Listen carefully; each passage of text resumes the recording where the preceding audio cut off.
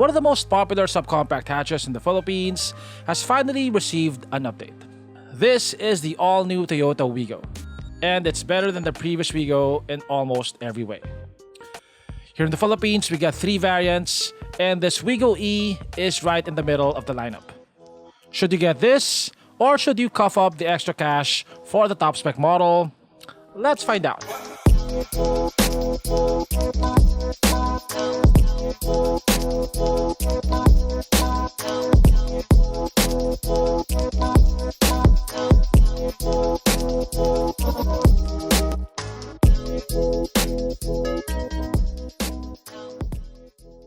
The 2024 Wigo gets some much needed styling updates. It now looks like it belongs in this decade with sharper styling and less tacky looking add-ons. It's also now a lot bigger. It is 100 millimeters longer and 65 millimeters wider than the previous Wigo. It looks less rounded than the previous Wigo with these sharp lines on the side. And thankfully they ditched the 90s style door openers of the previous Wigo, and we got these more modern looking door openers which are finished in body color. This over here is the mid-spec E variant, and on the outside the differences are the side mirrors. The E variant and the base model come with these manual side mirrors, and by manual I don't just mean manual folding, I mean even the adjustments are manual. It's mounted on a ball joint and all the adjustments are done manually, like so, which would suck if you fold your side mirrors a lot because you'll have to adjust them every time you leave, and you'll have to do the other side as well, which would suck every morning. So that's something that I don't see on modern cars anymore, and that might make the upgrade to the G variant worth it for some people. But aside from the side mirrors, almost everything else is the same. It gets the same 14-inch wheels wrapped in Bridgestone tires. It gets disc brakes at the front and tiny drum brakes at the back. So here at the front, all variants get the same squinty looking LED headlamps with LED DRLs. It gets a huge grille over here which extends all the way to the bottom of the bumper. It gets these chin-like extensions down here, and it gets these fog lamps down here. The rear of the new Wigo looks less rounded and more angular, with boxy-looking taillights and sharper cuts and creases. From this angle, you can see how narrow the tires are. These are 175 tires. The E variant does not get a reverse camera, but does get reverse sensors. If you want a reverse camera, you'll have to get the top-of-the-line G variant. Now, as expected, this comes with a manual liftgate. And one of the major improvements to the new Wigo can be found here at the back. You can fit a couple of luggage bags here without having to fold the second row seats.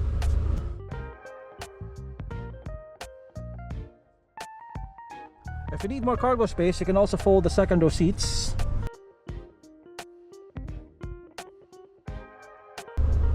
Yeah, so with the second row seats folded, it's not completely flat. You have a bit of a lip over here.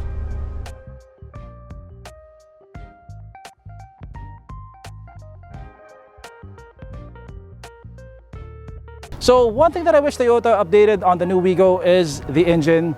This still gets the same 1-liter 3-cylinder naturally aspirated engine as the previous Wigo. It has 66 horsepower and 89 Newton meters of torque, which is okay for a motorcycle, but for a car, it's a bit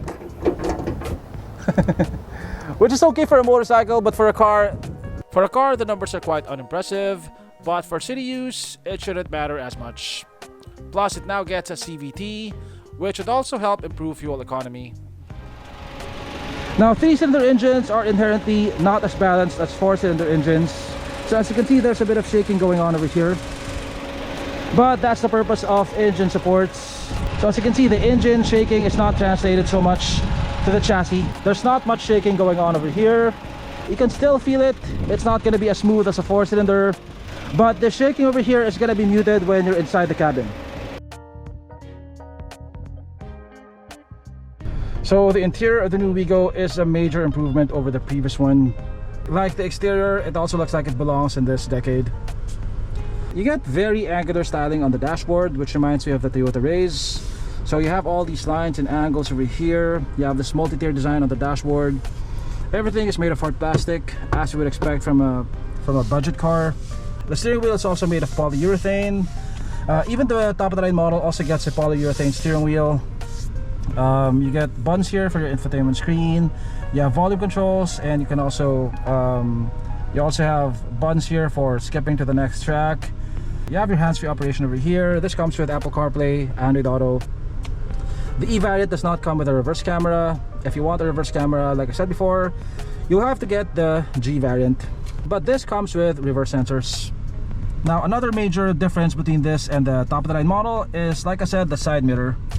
As you can see over here, it's quite tiny, and there is no way of adjusting the side mirrors from inside the car. You'll have to open the windows like so, and having to do the other side is gonna be a chore every morning, especially if you park the car outside and you have to fold your side mirrors every time. But thankfully you do get power windows. You know what, I'd sacrifice power windows for power adjustable side mirrors. That's how bad it is.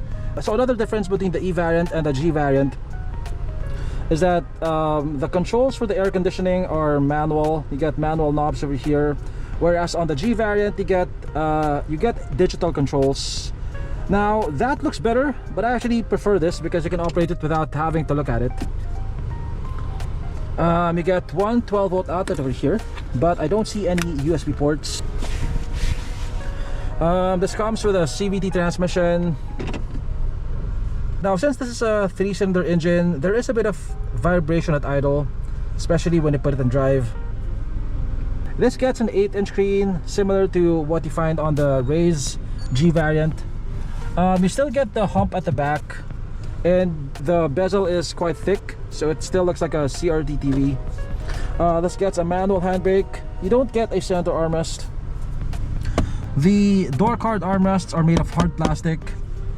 You don't get a center armrest over here. Yeah, it feels really basic, but that's what you get for the money. Yeah, it's a major improvement over the previous Brio, but it still feels very basic, which is something that you'd expect from a car at this price. By the way, this does not come with a push start button. You have to put the key in the ignition to start it. If you want a push start button, you have to go for the higher model. And the seats are covered in fabric. The headrest is not separate from the rest of the seat, so you can't adjust it. You get manual seat controls.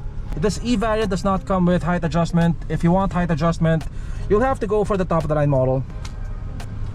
The instrument cluster is analog. You also get a monochrome digital display over here for your fuel gauge and other driving information.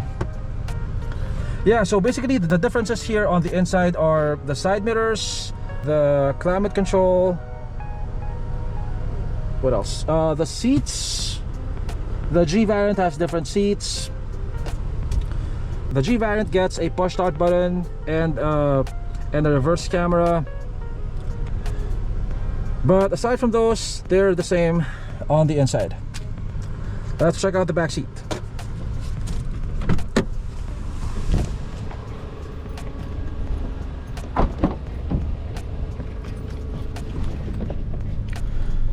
Okay, so here at the back, it's not so bad for a car of this size. Definitely, it's a lot better than the previous Brio.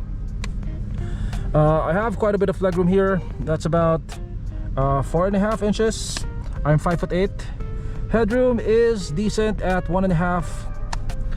Shoulder room is okay. You don't get a center armrest. Also, the seats are quite flat. You don't get a lot of bolstering, so it feels like you're sitting on a bench. There is a bit of a center tunnel here. I'm not sure why. It's a strictly front wheel drive car. You get one cup holder over here, which you can share with the front passengers. Yeah, and everything else is made of hard plastic. You don't get air vents, you don't get USB ports, and yeah, you don't really get a lot of toys here.